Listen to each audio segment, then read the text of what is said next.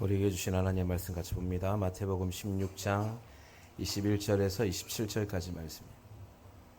마태복음 16장 21절에서 27절까지 말씀을 제가 봉독하겠습니다. 이때로부터 예수 그리스도께서 자기가 예루살렘에 올라가 장로들과 대제사장들과 서기관들에게 많은 고난을 받고 죽임을 당하고 제3일에 살아나야 할 것을 제자들에게 비로소 나타내시니 베드로가 예수를 붙들고 항변하여 이르되 주여 그리 마옵소서 이 일이 결코 주께 미치지 아니하리이다. 예수께서 돌이키시며 베드로에게 이르시되 사탄아 내 뒤로 물러가라. 너는 나를 넘어지게 하는 자로다.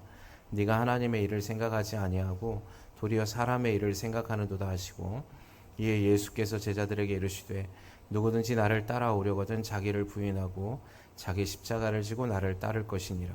누구든지 제 목숨을 구원하고자 하면 잃을 것이요 누구든지 나를 위하여 제 목숨을 잃으면 찾으리라. 사람이 만일 온 천하를 얻고도 제 목숨을 잃으면 무엇이 유익하리요? 사람이 무엇을 주고 제 목숨과 바꾸겠느냐? 인자가 아버지의 영광으로 그 천사들과 함께 오리니 그때에 각 사람이 행한 대로 갚으리라. 아멘. 따라합니다. 흔적. 여러분 스키드 마크라는 걸 아십니까? 자동차가 이제 급브레이크를 밟으면 타이어의 마찰력 때문에 도로에 그 타이어의 흔적을 스키드 마크라고 하거든요. 그래서 그런 스키드 마크의 흔적, 그러니까 자동차의 타이어 자국을 통하여서 교통사고의 원인을 분석하기도 하고 원인을 찾는 일에 쓰이기도 합니다. 이번에 얼마 전에 일어났던 시청에서의 큰 사건들 우리가 잘 기억하고 있는데 거기에서도 타이어의 스키드 마크 자국을 통하여서 원인을 규명하려고 애를 썼던 것을 보았거든요. 여러분 십자가가 무엇입니까? 오늘 본문의 말씀에 마태복음 16장에 주님이 뭐라고 말씀하시냐면 나를 따르려거든 누구든지 나를 따르려거든 자기를 부인하고 자기 십자가를 지고 나를 따라오라 라고 말씀하셨어요. 그럼 십자가가 무엇인지를 알아야 될 텐데 우리가 생각하는 오늘 마태복음 16장의 말씀에 자기 십자가를 지고 나를 따르라 라는 이 말씀의 뜻이 무엇인지 우리가 좀 알아야 될 것 같습니다. 많은 사람들이 자기 십자가를 지고 따른다라는 이 말씀의 뜻을 어떤 고난, 그러니까 믿음의 길을 갈 때 고난의 길, 믿음을 통하여서 내가 걸어갈 때 세상으로부터 어떤 핍박들을 십자가라고 생각을 해요. 그런데 여러분 주님이 말씀하시는 이 십자가가 단지 믿음의 여정 가운데서 걸어가는 고난을 얘기하신 걸까요? 주님이 그냥 너는 너를 부인하고 나를 따라오려면 너의 십자가를 지고 나를 따라오라고 말씀하실 때 주님이 십자가가 무엇인지 모르시고 얘기하신 건 아닐 거 아니에요? 왜냐하면 주님도 이 땅 가운데 오셔서 십자가를 지기 위해 오셨거든요. 그렇다면 여러분 이 십자가라는 건 뭐냐면 그냥 그저 우리가 이 땅 가운데서 믿음으로 살아가려고 어떤 핍박을 받는 고난의 개념이 아니라 여러분 이 로마 시대의 십자가는 그 십자가형을 감당하는 죄수를 어떻게 하기 위한 것입니까? 고난받게 하기 위한 것이 아니라 목적이 무엇이죠? 죽게 하는 겁니다. 그래서 죽기 전에 채찍을 때리고 자기가 짊어지고 가야 할 십자가를 지고 가게 하거든요. 여러분 이게 고난이죠. 채찍에 맞는 것과 자기의 십자가를 자기가 짊어지고 가는 걸 고난이죠. 그런데 십자가의 목적은 고난이 아니라는 거예요. 십자가의 목적은 죽음이에요. 오늘 마태복음 16장에 보면 주님이 뭐라고 얘기하시냐면 누구든지 나를 따라오려거든. 여러분과 저는 주님의 제자임을 여러분 믿으시죠? 그렇게 고백하고 계시죠? 주님을 따라가려고 믿음으로 살아내는 자들이죠? 아멘이십니까? 그럼 오늘 이 말씀은 우리에게 해당되는 말씀이잖아요. 주님의 제자, 그러니까 주님의 길을 따라오려거든. 믿음이라는 건 여러분 주님이 가신 길을 따라 걸어가는 걸 믿음이라고 얘기하죠. 내가 내 방법대로 살아가고 내 계획대로 살아가는 것을 믿음이라고 얘기하지 않습니다. 기독교의 종교, 주님이 말씀하신 건 뭐라고 얘기하냐면, 여러분 교회 안에서 주님이 말씀하신 것 중에 가장 중요한 게 뭐냐면 하나님의 말씀을 따라 사는가 살지 않는가예요.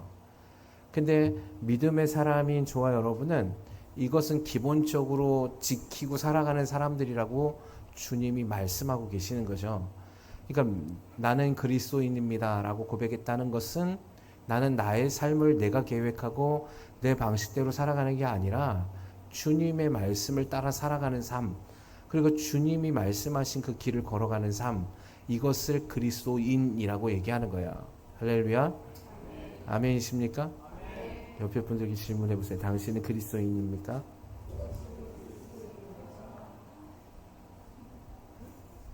나는 그리스도인이다라고 믿으시는 분만 크게 아멘 합시다. 예. 그렇다면 여러분 오늘 이 시간에 우리는 오늘 이 말씀을 정말 잘 들어야 해요. 주님이 그런 사람들, 그러니까 나의 길을 따라오려고 하는 너희들아 라고 얘기하시면서 말씀하신 것이 뭐냐면 나를 따라오려면 너를 부인하고 또 너가 너의 십자가를 지고 나를 따라오라 라고 말씀하셨어요. 여러분 주님을 따라간다는 삶은 십자가를 지는 삶인데 십자가에 지는 삶은 고난이 아니라 죽음의 길로 가는 거예요. 그래서 우리가 무엇을 해야 합니까? 내가 십자가에서 내 자신이 죽어야 한다는 겁니다. 그래서 오늘 본문의 말씀에 뭐라고 얘기하냐면 누구든지 제 목숨을 구원하고자 하면 잃을 것이요 누구든지 나를 위하여 제 목숨을 잃으면 찾으리라 라고 말씀하고 계시는 거거든요. 사랑하는 취하는 교회 성도 여러분, 우리가 믿음을 우리의 수준에서 정해놓고 우리의 수준 안에서 믿음이 있다 없다를 결정짓지 않길 주님의 이름으로 소망합니다. 믿음은 주님의 말씀의 기준으로 살아가는 거예요. 나는 이 정도 했으면 괜찮겠지. 나는 이만큼 기도했으면 괜찮겠지. 나는 이만큼 헌금 생활했으면 괜찮겠지. 나는 이만큼 예배를 드렸으면 괜찮겠지. 아니에요. 그거는 내 기준이죠. 이거는 내가 아직 나의 십자가를 짊어지지 않고 가는 거예요. 주님의 길을 따라가는 게 아니에요. 주님의 길을 따라가는 사람들에게 있어서는요, 나는 십자가에서 나는 죽는다라는 믿음의 고백으로 가는 거예요. 그래서 바울은 뭐라고 했냐면 날마다 나는 죽는다라고 얘기했어요. 죽으면 주님이 오늘 말씀하셨죠. 너희가 살리라. 그러나 너희가 살려면 네가 살고자 노력하면 너희는 어떻게 된다는 겁니까? 오히려 죽는다는 겁니다. 여러분 우리가 주님 안에서 십자가를 짊어지고 그 가는 길은 쉽지 않습니다. 사실은 때로는 고난이 있을 수 있고요. 고통이 있을 수 있습니다. 그러나 우리는 이 길을 피할 수 없어요. 왜냐하면 세상은 우리를 미워할 것이라고 얘기했고 세상의 방법과는 정반대의 삶을 살아내는 자들이 되어져야 한다고 말씀하고 있거든요. 세상은 어두움이고 악하다고 얘기하셨습니다. 주님은 빛이고 선하신데 세상이 너무 악하다 보니까 빛과 선하신 예수 그리스도를 거역하고 그분을 십자가에 못 박아 죽였거든요.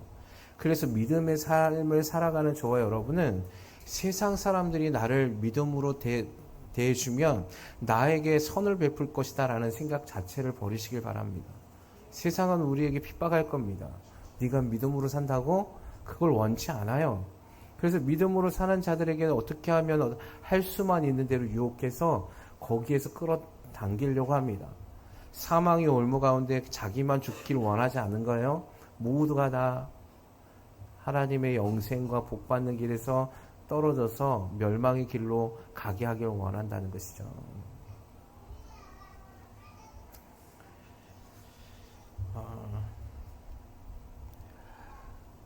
여러분 우리 그 창세기에 보면 3장에 보면 아담과 하와가 악한 영의 사단에게 유혹받을 때 우리 선악을 알게 하는 실과를 따먹을 때 여러분 잘 기억하실 겁니다. 그때 마귀가 하와에게 와서 동산 중앙에 있는 모든 실과를 하나님께서 따먹지 말라 하시더냐라고 말을 건네죠. 그때 하와가 아니야 그렇게 얘기하시지는 않았어. 동산 중앙에 있는 모든 실과를 따먹는데 하나님 정하신 그 나무의 실과만을 먹지 말라. 그걸 먹으면 죽을까 하노라 하셨다라고 얘기했습니다. 여러분, 우리의 신앙이 여기에서 무너집니다. 뭐냐면 우리는 죽을까 하노라 라고 생각해요. 요 정도면 되겠지.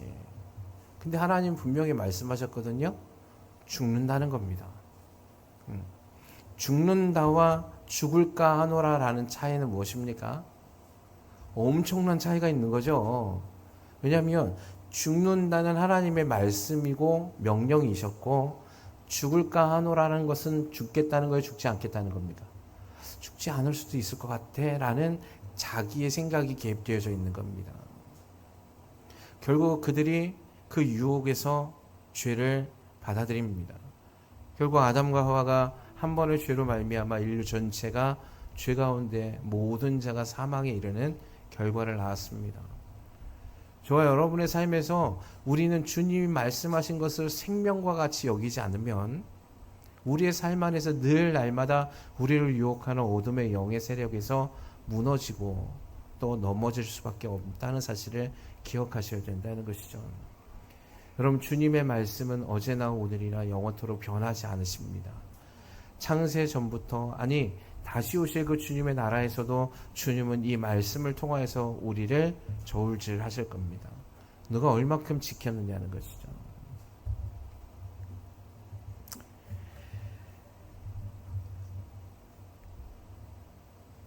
여러분, 우리가 이 믿음의 길을 걸어갈 때 우리 안에서 주님은 이 말씀을 통하여서 고난받고 박해를 받을 것이라 얘기했지만, 여러분, 그 삶으로 끝나지 않을 것에 대해서 말씀해 주셨습니다. 무엇이냐면 이 땅에서의 짧은 인생의 여정이 영원이라는 시간 안에서는 너무 짧은 시간이라는 걸 주님이 알고 계시거든요. 영원한 처소를 너희를 위해서 예비하러 간다고 얘기하셨어요. 여러분, 이 시대에 주님의 말씀을 꼭 마음에 새겨서 주님이 가신 그 십자가의 길을 걸어가는 저와 여러분의 삶이 되기를 주님의 이름으로 축원합니다. 십자가는 또 하나 무엇을 만드냐면 흔적을 만듭니다. 따라해서 흔적을 만듭니다. 여러분, 예수님께서 십자가에서 돌아가시고 난 뒤에 사흘 후에 부활하셨을 때 그 많은 제자들에게 나타나셨는데, 그 제자들 가운데 누구만 주님을 못 보냐면 도마에게만 나타나시지 못합니다. 도마가 그 자리에 없었기 때문이에요. 그 의심하고 있었던 그때에 예수님께서 다시 도마에게 오셔서 말씀하셨어요. 뭐라고 말씀하셨냐면, 도마가 얘기하듯이 내가 주님의 손과 옆구리에 그 십자가의 목과 창자국에 내가 내 손을 넣어보지 않고서는 믿을 수 없겠다. 그때 주님이 오셔서 뭐라고 말씀하십니까? 도마에게 너의 손에 네가 말한 대로 내 십자가의 못자국과 창자국에 손을 넣어보라 라고 말씀해 주셨어요. 그리고 나서 도마가 그걸 보고 난 뒤에 어떻게 합니까? 주님을 믿죠. 여러분, 주님이 부활하셨을 때에도 그분에게 무엇이 남아있습니까? 십자가의 흔적이 있어요. 사라지지 않습니다. 여러분, 부활의 주님은 변형되셨거든요. 육체가. 이제는 예전의 육신에 갇혀있지 않으셨습니다. 새로운 몸의 부활을 입으시고 부활하셨는데, 그분에게는 아직 남아있는 것이 있었어요. 새로운 몸으로 부활하셨음에도 불구하고 그 예수님에게는 십자가의 흔적이 있었다는 것이죠. 이것은 우리에게 중요한 영적 의미를 상징해 줍니다. 여러분, 저와 여러분에게 있어서는 예수의 흔적이 있어야 돼요. 할렐루야. 그게 무엇입니까? 십자가의 흔적이어야 돼요. 여러분, 우리가 죽었다면 예수님을 따라서 내가 오늘 하루를 살아갈 때 나를 십자가에 못 박았다면 우리는 우리의 영혼 육에 십자가의 흔적이 있음을 나타내야만 하는 것입니다. 여러분에게 여러분의 십자가의 흔적이 여러분에게 있습니까? 여러분의 십자가의 흔적을 통하여서 여러분 빛을 발하고 있습니까? 만약에 내가 십자가의 흔적이 없다면 우리는 가짜예요. 진짜의 믿음이 아니라는 것이죠. 흉내내는 믿음을 갖고 살아가는 것입니다. 적당히 나는 그리스도인인 척하면서 살아가는 거예요. 아니요, 그렇지 않습니다. 여러분, 주님은 이것을 통하여서 우리에게 구원의 일을 행하실 겁니다. 우리가 주님 앞에 섰을 때 너에게 십자가의 흔적이 있느냐고 보여달라고 얘기하실 겁니다. 내가 죽었다는 흔적이 있어야 되는 거죠. 예수님의 십자가의 흔적은 주님이 우리를 위해서 십자가에 달려 죽으심의 흔적이었어요. 주님이 이 땅 가운데 오셔서 육신으로 이 땅 가운데 오셔서 십자가의 못에 박힘과 옆구리에 창에 찔린 자국은 우리를 살리기 위한 주님의 죽으심의 흔적이었다는 것이죠. 자기를 부인하고 자기 십자가를 지고 나를 따라오라는 것은 무엇이냐면, 첫째는 죽지만 그 죽음인 십자가의 흔적이 너희 안에서 나타나게 하라는 것입니다. 많은 사람들이 당신은 그리스도인입니까? 라고 얘기했지만 그리스도인인지를 모르는 것은 뭐냐면 아직 우리 안에 예수의 흔적이 없기 때문에 그래요. 도마가 예수님의 십자가의 흔적을 보고 그가 다시 한번 새 생명으로 나아갔던 것처럼 수많은 사람들이, 지금 주님을 따르는 수많은 기독교인들이, 예수의 제자들이 예수의 흔적을 가진 십자가의 흔적이 있다면, 여러분, 우리 날마다 우리 자신을 살아있는 자라고 여기지 아니할 것입니다. 바울은 그래서 갈라디아서에서 뭐라고 하냐면, 나를 괴롭게 하지 말라, 내가 예수의 흔적을 가졌노라 라고 얘기합니다. 할렐루야. 뭐냐면, 예수의 흔적을 가졌다는 건 뭐냐면, 바울은 날마다 나는 십자가에서 죽은 나의 흔적을 보며 나는 살아나지 않기를 원한다는 얘기예요.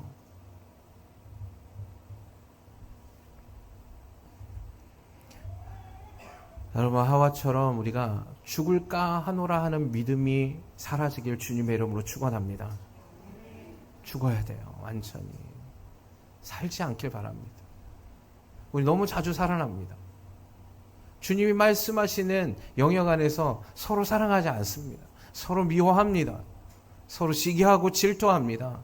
조그마한 나의 상처도 내가 받은 것만큼 가슴에 꽁하고 담아두고 이걸 계속 살려냅니다. 죽지 않아요.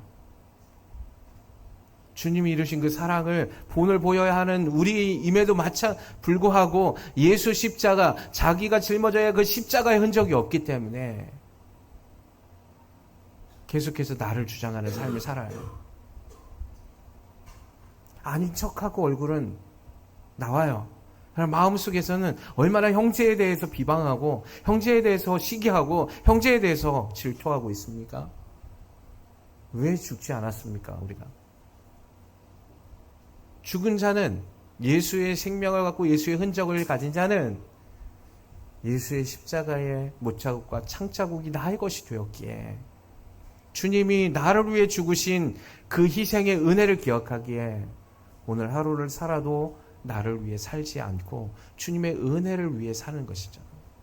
그래서 주님이 나를 죄인 삼아 나를 죽을 수밖에 없는 영원한 형벌의 대상인 나를 살리신 것처럼, 나 또한 다른 사람을 살리기 위해 나 자신을 부인하는 삶을 살아갈 수 있게 되는 것입니다.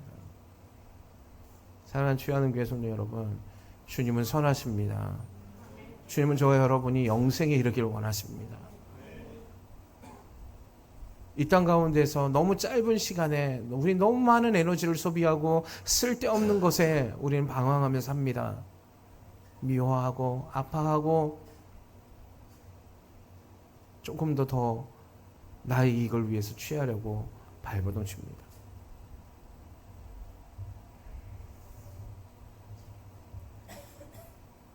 아시는 분들 아시겠지만 어제 제가 포항의 장례식장을 사모님하고 갔다 왔어요.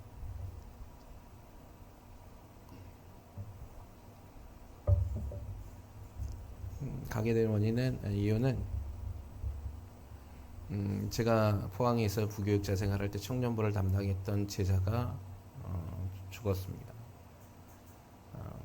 나이가 42살이에요. 예. 정말 제가 아꼈던 제자였거든요. 근데 갑자기 저녁에 집에 있는데 그 소식을 전해드렸어요. 이유는 심장마비였습니다. 그 전날에도 너무 건강했어요. 오후 2시에 사망했는데 그 전까지 전조 증상이 없었어요. 아이들이 이제 3학년, 1학년 두 아이들을 남겨두고 갔습니다. 가슴이 너무 아프더라고요.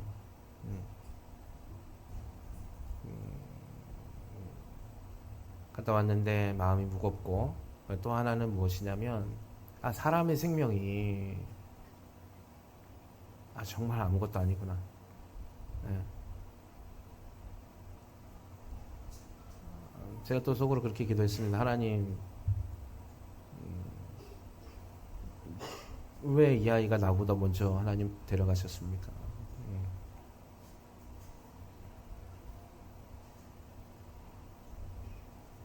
그것도 하나님 뜻이 있겠죠.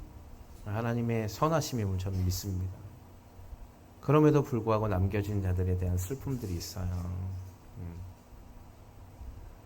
여러분, 우리의 생명은 영원하지 않습니다. 오늘 언제 하나님 부르실지 몰라요. 저도 마찬가지고. 제 생명이 내가 정해놓은 데까지 살 수 있다가 장담할 수 있는 사람이 아무도 없어요. 그리고 그 때도 아무도 몰라요. 그걸 아시는 분은 오직 예수님이시죠. 그러기에 오늘 하루를 살아도 주를 위해서 살기를 주님이 원하시는 겁니다. 무엇을 위해서 사는가? 제가 질문했습니다. 하나님, 이 아이의 사명이 다 했기 때문에 하나님 부르셨습니까? 여러분, 사명이 다하면 하나님 부르실 겁니다. 근데 안타까운 건 이 제자인 이 사람이 하나님의 사명 가운데 너무 고민했어요. 여러분, 주님이 여러분과 저에게 기회를 주는 은혜의 시간임을 여러분 꼭 기억하시기 바랍니다. 여러분, 너무나 우리는 아무것도 아닌 일들에 대해서 너무 목매어 삽니다. 내 거 조금 잃으면 막 목숨 걸고 그걸 취하려고 막 야동바동합니다. 여러분, 그거 아무것도 아니에요. 아무것도 아니라고. 인생에 있는 건 모든 것은 사라지고 다 없어질 겁니다. 그리고 영원히 사라지지 않고 변하지 않는 것은 여러분이 주를 위해서 그 길을 걸어갔느냐예요. 참 이번 주에는 굉장한 하나님의 은혜도 있었고 굉장한 또 아픔도 있었어요. 저번 주에 우리 사모님하고 서울에 출장을 갔었죠. 한 사업가분을 만났습니다. 장로님이시더라고요. 굉장히 젊으세요. 45이더라고요. 45. 장로님이신데 몇백억대 자산가세요. 이분을 만났는데 제가 목사잖아요. 목사님 저에게 2시간 동안 만나서 뭔 얘기만 들었냐면 교회 건축 때문에 갔었거든요. 그 얘기는 하진 않고 교회 자랑만 2시간 해요. 자기 목사님 자랑, 그 교회 자랑. 저는 깜짝 놀랐습니다. 이분이 그러니까 저를 만날 수준의 사람이 아니에요, 사실은.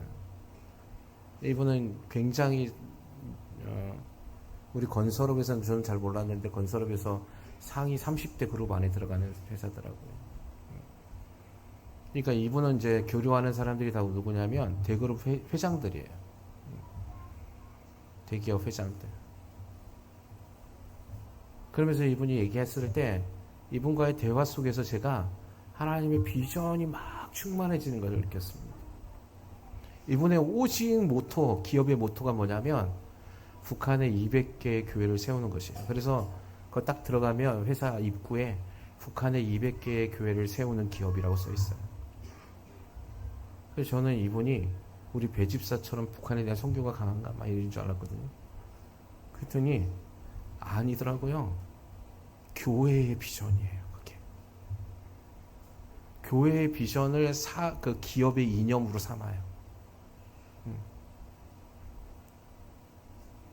그래서 저희 교회에 이번 주 금요일 날 리더들과의 미팅이 있습니다.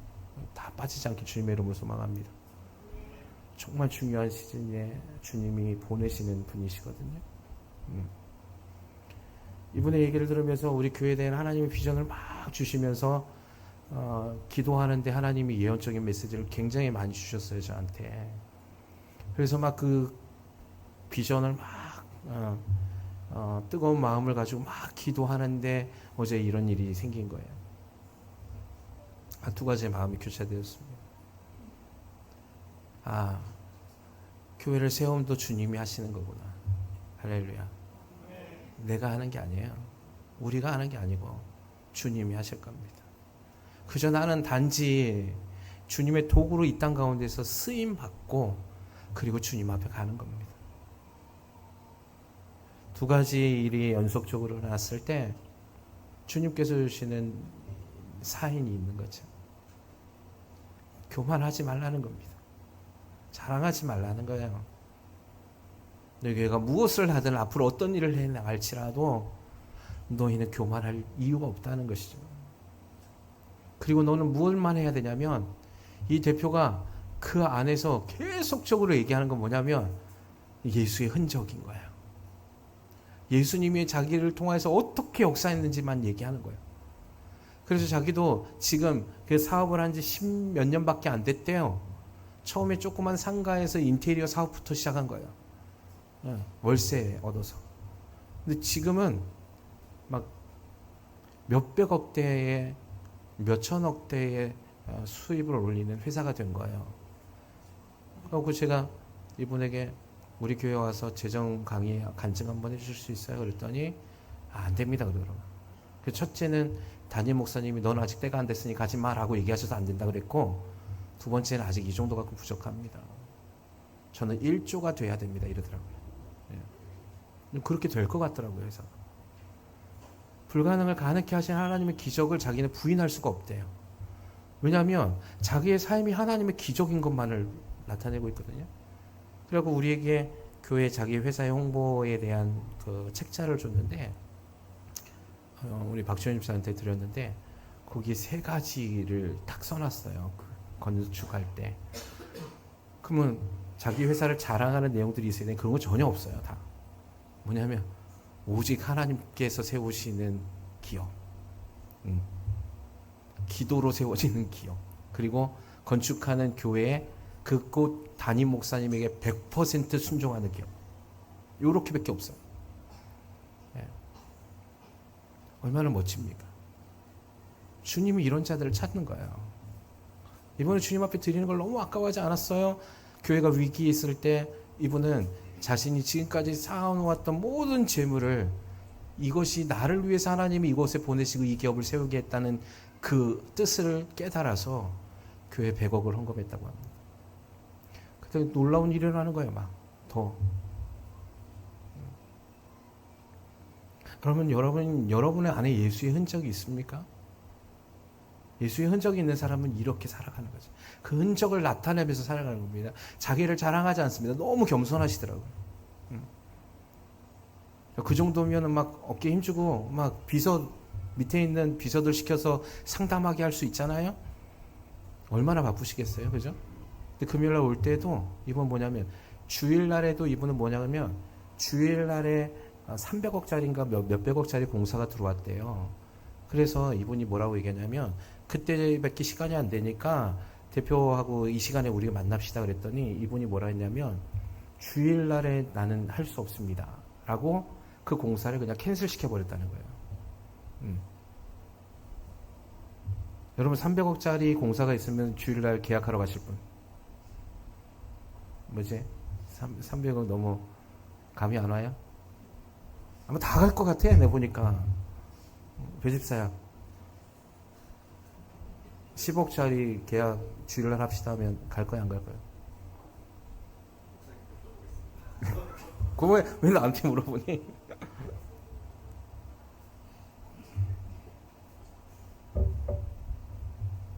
확고하시더라고요. 그래서 이제 금요일날 오시는데, 금요일날 오실 때에도 첫 비행기로 오세요. 워낙 바쁘시니까. 근데도 새벽 예배를 갔다가 올 겁니다. 예. 하나님께 물어보는 거예요. 다 계속. 그리고 담임 목사님께 물어보는 거예요.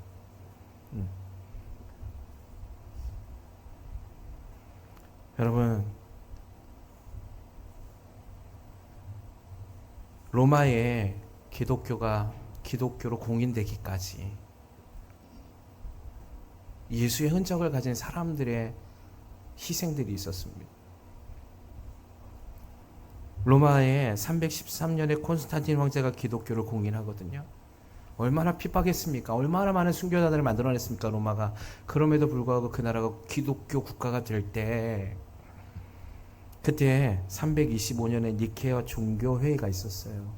이제 기독교를 정리하기 위해서 기독교에 있는 수많은 목회자들, 그러니까 뛰어난 학자들, 이런 사람들을 다 불러 모은 겁니다. 왜냐하면 그들이 모여서 기독교를 이제 다시 재정립해서 국가로 공식 선언했기 때문이에요. 근데 그곳에 모인 사람들은 하나같이 눈이 뽑히거나 손이 잘리거나 두 다리가 잘려나간 사람들이었다고 합니다. 왜냐하면 그동안 엄청난 핍박과 고난이 있었기 때문에 그래요. 기독교가 세워지기 전이었어요. 그때 거기서 성찬을 집례하던 한 감독이 이렇게 얘기했다고 해요. 여러분, 우리는 주님을 위해 박해를 받다가 온몸이 이렇게 되었습니다. 그러나 이것을 우리는 고난의 흔적이 아니라 주님을 사랑했던 사랑의 흔적이라 부를 것입니다. 주님 앞에서 칭찬을 받을 수 있는 영광스러운 흔적을 우리는 우리 몸에 가진 것입니다. 할렐루야. 주를 위해서 받는 고난, 그것을 고난이라 여기십니까? 주님을 향한 우리의 몸의 흔적이 영광의 흔적 되길 주님의 이름으로 소망합니다. 내가 주를 위해서 내 자신에 있는 것을 포기할 때 나타나는 그 아픔이 여러분 우리 마음에 새겨질 겁니다. 그것을 믿음의 흔적이라고 부를 거예요, 주님은. 그러나 포기하지 않는 삶, 내가 내 것을 이루고 싶어하는 삶, 그래서 참지 않는 거예요. 예배를 중요하게 여기지 않는 거예요. 기도하지 않는 거예요. 이런 사람들에게는 그의 마음과 심령에 예수의 흔적이 나타나지 않을 것입니다. 예수님은 이런 자들을 찾으십니다. 주님은 이런 자들을 지금도 부르고 계시는 거죠. 그리고 이런 자들을 통해서 지금도 주님은 주님의 역사를 만들어가고 계시는 것입니다. 나의 생각을 죽이고 우리의 육과 혼과 영에 예수님의 흔적을 새기기를 주님의 이름으로 축원합니다. 우리 눈으로 보이지 않으나 주님의 눈으로 보실 수 있어요. 나를 위해서 핍박을 받은 자는 복이 있나니 천국이 그들의 것입니다. 할렐루야. 핍박을 받는 사람은 천국을 준비해 주시겠다는 거죠.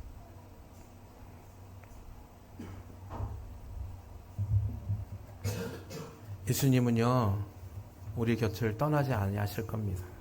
지금도 주님은 나와 함께 하실 것입니다. 여러분, 우리는 예수의 형상을 닮은 자들입니다. 아멘이십니까? 하나님의 형상을 닮은 자들이잖아요. 그럼 이제 하나님의 형상을 비춰내세요. 이 하나님의 형상이란 이 히브리어의 단어의 뜻은요, 하나님을 닮다, 하나님의 그림자, 하나님을 나타내다라는 뜻이에요. 그 하나님의 형상이라는 건 내가 하나님을 어떻게 한다는 겁니까? 나타낸다는 것이에요. 그게 하나님의 형상을 따라 지음받은 우리의 삶의 목적이에요. 여러분 안에 예수의 형상이 나타내줘야 합니다. 난 하나님의 빛을 바라는 사람이 되어야 돼요. 예수는 빛이잖아요. 우리는 그래서 빛의 자녀로 부름받았잖아요. 어두움의 빛을 비춰내셔야 하는 거예요. 아멘이십니까? 그럼 어두움에 동요되지 마세요. 빛은 어두움에서 흡수되지 않습니다. 아멘이십니까?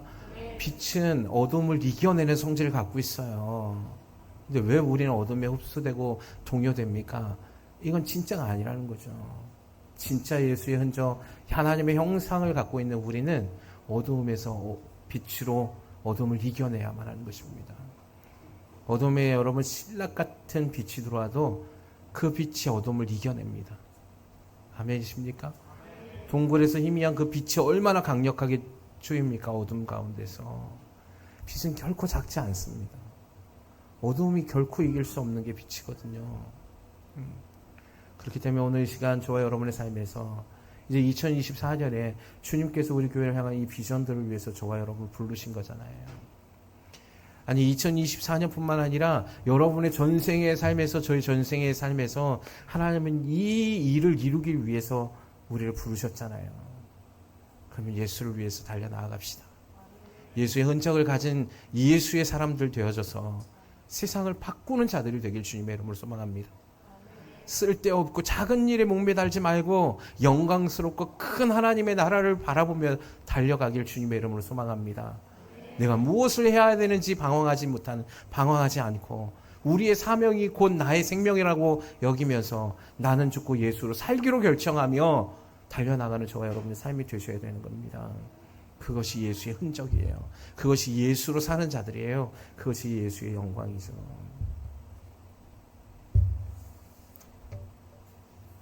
이사야서 43장 21절에 주님은 이렇게 얘기하셨어요. 이 백성은 내가 나를 위하여 지었나니 나를 찬송하게 하려 함이라. 할렐루야. 주님을 찬송하게 해드리는 게 뭡니까? 주님을 나타내는 거예요. 주님의 형상대로 나는 이렇게 살았습니다라고 드러내는 거예요. 나는 빛입니다라고 빛을 밝히는 거예요. 그게 주님을 찬송하는 거거든요.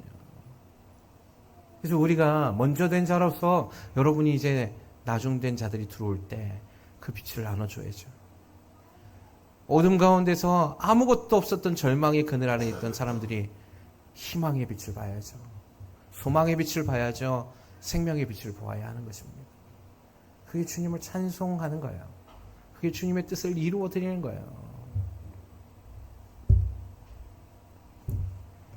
주님이 우리를 너무 사랑하신 이유도 여기 있습니다. 이걸 전해서 하나님의 나라에 이 땅 가운데서 단 한 사람도 멸망받지 않고 구원을 이루기 위함이에요. 그 일을 위해서 저와 여러분 부르심을 꼭 믿으시기 바랍니다. 오늘 이 시간 이 말씀을 들으시는 저와 여러분, 갈라디아서 6장 17절 바울의 고백이 우리의 고백 되기를 원합니다. 이후로는 누구든지 나를 괴롭게 하지 말라. 내가 내 몸에 예수의 흔적을 지니고 있노라. 할렐루야.